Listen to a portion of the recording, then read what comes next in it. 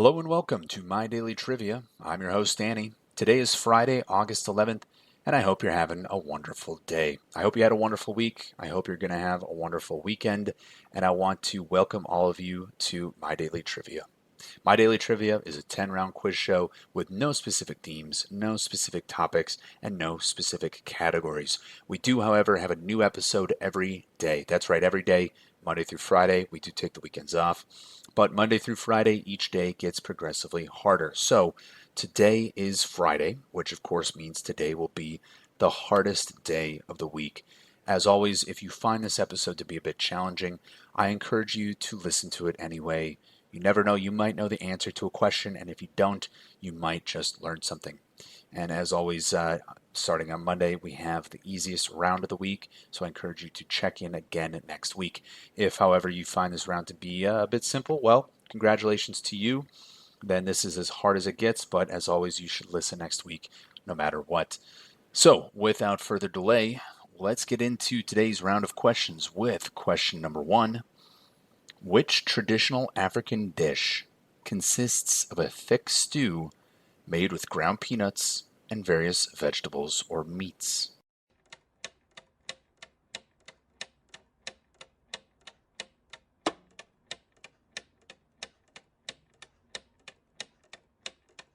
And the answer there is mafa. Mafa, also known as peanut stew or ground nut stew, was a stew that is a staple food in West Africa. It originates from the Mandinka and Bambara people of Mali, although it was significant with the expansion of groundnut cultivation during the colonial period. Mafa has also become a popular dish all the way across West Africa and even outside of West Africa, such as in Cameroon and in France. Recipes for the stew, of course, vary widely, but commonly include things such as chicken, tomato, onion, garlic, cabbage, and leaf or root vegetables. Other versions include okra, corn, carrots, cinnamon, hot peppers, paprika, black pepper, turmeric, cumin, and other spices. Mafa is traditionally served with white rice or fufu and sweet potatoes in more tropical areas such as the Ivory Coast. A variation of the stew called Virginia peanut stew even actually traveled with enslaved Africans to North America. So, the traditional African dish, there are many varieties, but it is called mafa. Moving on to question number 2. What is the capital city of Lesotho?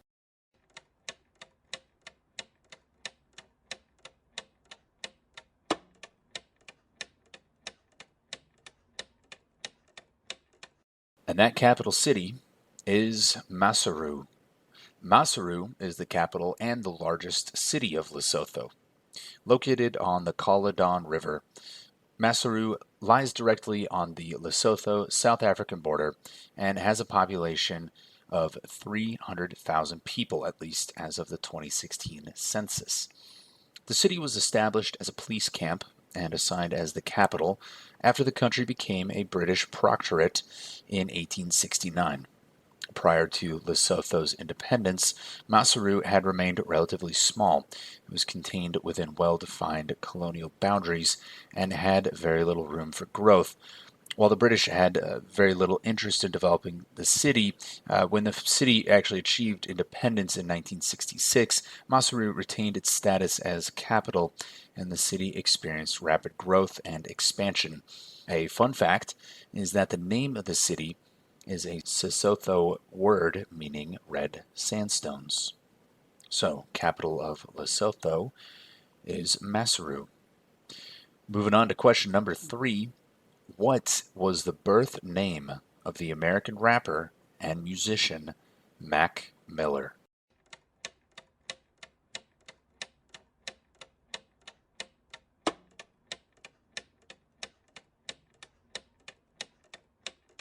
Mac Miller's birth name was Malcolm McCormick. Malcolm James McCormick, known professionally as Mac Miller, was an American rapper and record producer. A self-taught musician, Miller played piano, guitar, drums, and bass all by the age of 6. He first started rapping at the age of 14, later beginning his career in Pittsburgh's hip-hop scene in 2007 at the age of 15. In 2010, he signed a record deal with the independent label Rostrum Records and released his breakthrough mixtapes Kids in 2010 and Best Day Ever in 2011. Miller's debut studio album, Blue Slide Park in 2011, became the first independently distributed debut album to top the U.S. Billboard 200 since 1995. Miller struggled with addiction and substance abuse, which was often referenced in his lyrics. On September 7, 2018, Miller died from an accidental drug overdose of cocaine, fentanyl, and alcohol at his home at the age of 26. This hit me particularly hard because I was a fan of his all through middle school and high school. We are, in fact, very close in age, and so Mac Miller, Malcolm McCormick, big fan. Moving on to question number 4. What is the name of the first mass-produced car with a fully aluminum body introduced in 1994 by a German luxury automobile manufacturer?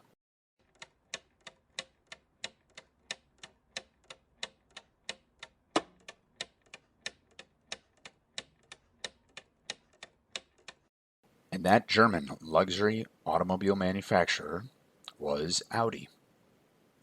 Audi AG is a German automotive manufacturer of luxury vehicles headquartered in Ingolstadt, Bavaria.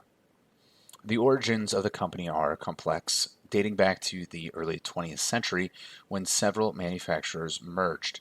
The company formed was called Auto Union and employed a logo of 4 interlocking circles to portray the 4 brands that had merged. This is the same logo that Audi still uses today.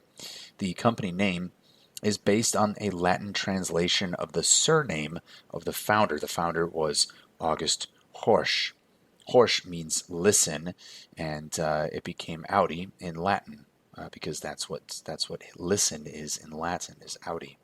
Audi's slogan is Vorsprung durch Technik, which is translated as progress through technology, and the company, along with the German brands BMW and Mercedes-Benz, is among the best-selling luxury automobile brands in the world. So, once again, that mass-produced car with a fully aluminum body is Audi. Moving on to question number 5. Which ancient city, often referred to as the Rose City, is a UNESCO World Heritage Site and is famous for its intricate rock-cut architecture?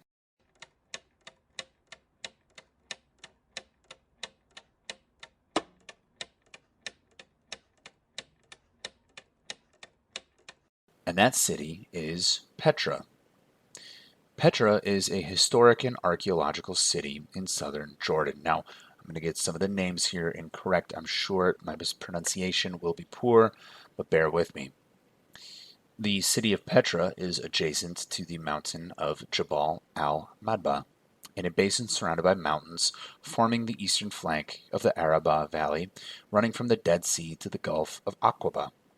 The area around Petra has been inhabited from as early as 7000 BC, but the city flourished in the 1st century AD when its Al-Khaznen structure, believed to be the mausoleum of the Nabatean king Atreus IV, was constructed, and its population peaked at an estimated 20,000 inhabitants.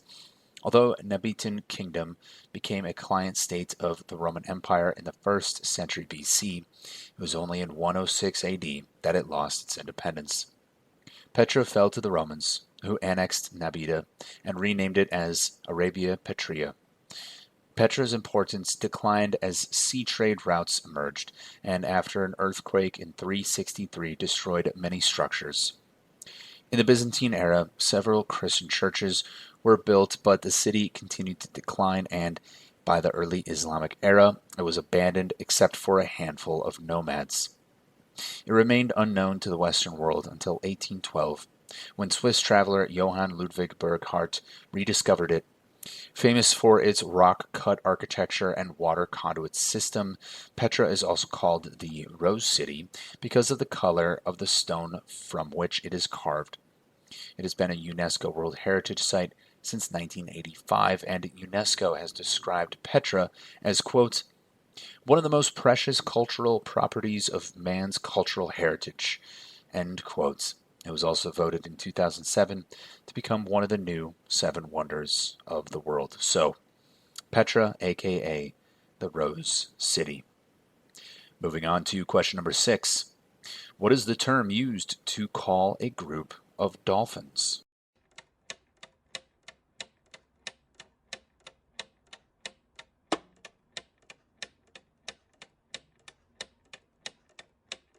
A group of dolphins is called a pod.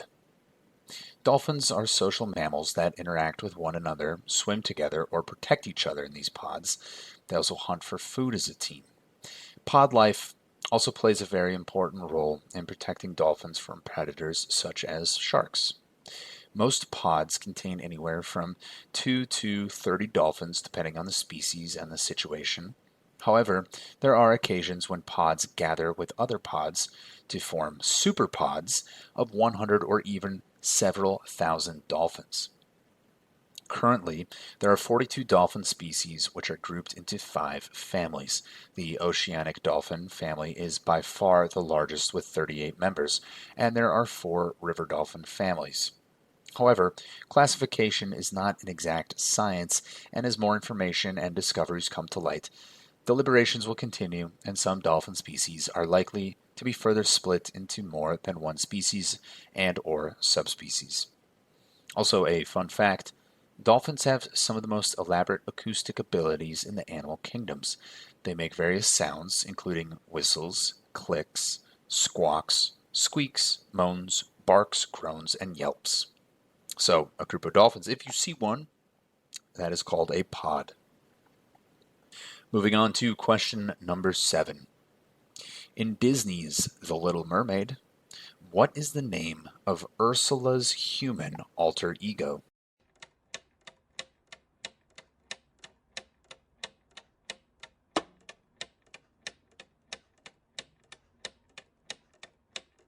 Ursula's human alter ego was called Vanessa. Ursula debuted in the 1989 adaptation of The Little Mermaid, where she is voiced by Pat Carroll, as a sea witch who is scheming to take advantage of the ambitions of King Triton's youngest daughter, Princess Ariel, in order to usurp the throne and turning merpeople into seaweed for her garden.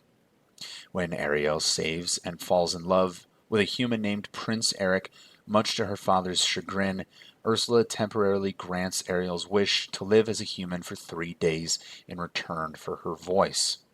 If she successfully earns a kiss from Eric by the end of the 3rd day, Ariel will remain human permanently.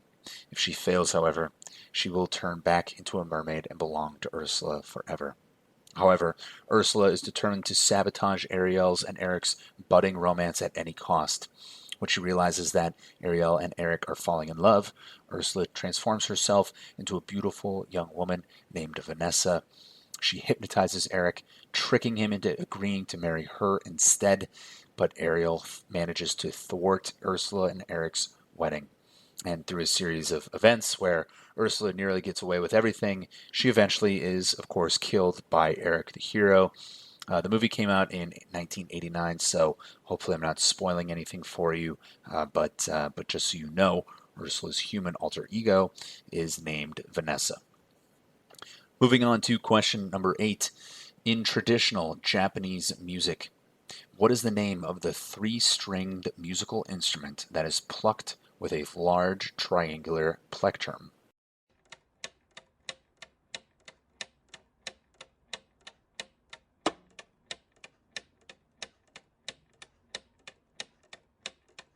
And that 3-stringed musical instrument is called the shamisen. The shamisen is a 3-stringed traditional Japanese musical instrument derived from the Chinese instrument sanxian.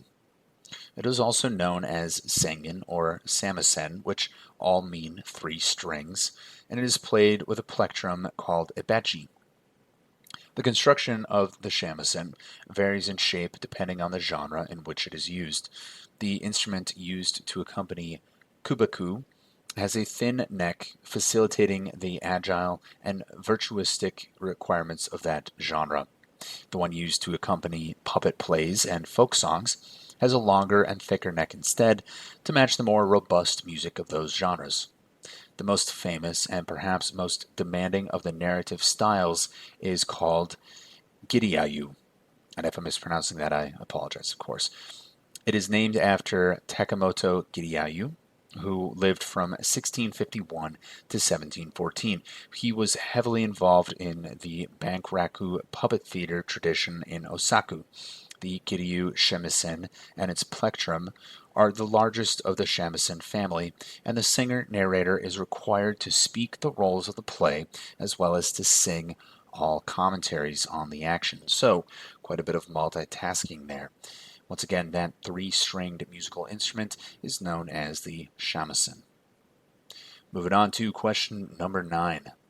According to the Greek philosopher Plato, what is the concept of love in which a person's love for an individual gradually transcends to a love for the world, beauty, and knowledge?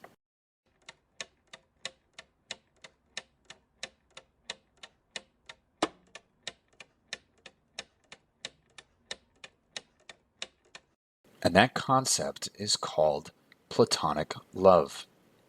Platonic love, as devised by Plato, concerns rising through levels of closeness to wisdom and true beauty, from carnal attraction to individual bodies to attraction to souls and eventually union with the truth. Platonic love is often defined as a type of love in which sexual desire or romantic features are non existent or have been perhaps suppressed or sublimated, but it means more than simple friendship. Platonic love is examined in Plato's dialogue, the Symposium, which has its topic the subject of love, or more generally the subject of eros. It explains the possibility of how the feeling of love began and how it has evolved, both sexually and non sexually, and defines genuine platonic love as inspiring a person's mind and soul and directing their attention towards spiritual matters. Throughout various eras, Platonic love was slowly categorized into seven different classical definitions. These were eros, which is sexual or passionate love; philia, the love of friendship or goodwill; storge, which I'm probably mispronouncing, the love found between parents and children; agape, the universal love consisting of love for strangers, nature, or God; ludus, playful and uncommitted love intended for fun with no resulting consequences; pragma, love founded on duty and reason, the one's longer term interests, if you will; and then finally, philuatia, self love, both healthy and unhealthy. So, once again, according to Greek philosopher Plato, the concept of love in which a person's love for an individual gradually transcends is known as Platonic love. Moving on to our last question of the day with question number 10. What is the term for the study of the nature and properties of matter and energy?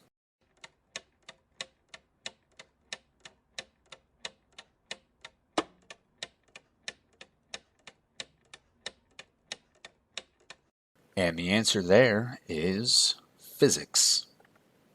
Physics is the natural science of matter, involving the study of matter, its fundamental constituents, its motion and behavior through space and time, and the related entities of energy and force.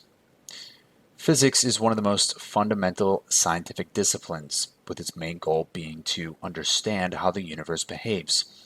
A scientist who specializes in the field of physics is called a physicist. Physics is one of the oldest academic disciplines and, through its inclusion of astronomy, perhaps the oldest.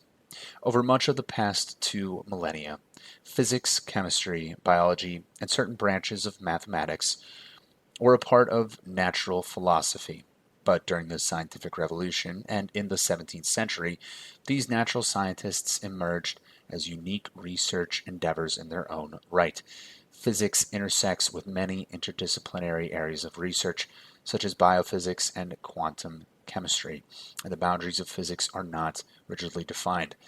New ideas in physics often explain the fundamental mechanisms studied by other sciences and suggests new avenues of research in these and other academic disciplines, such as mathematics and philosophy. So that will conclude this round of My Daily Trivia.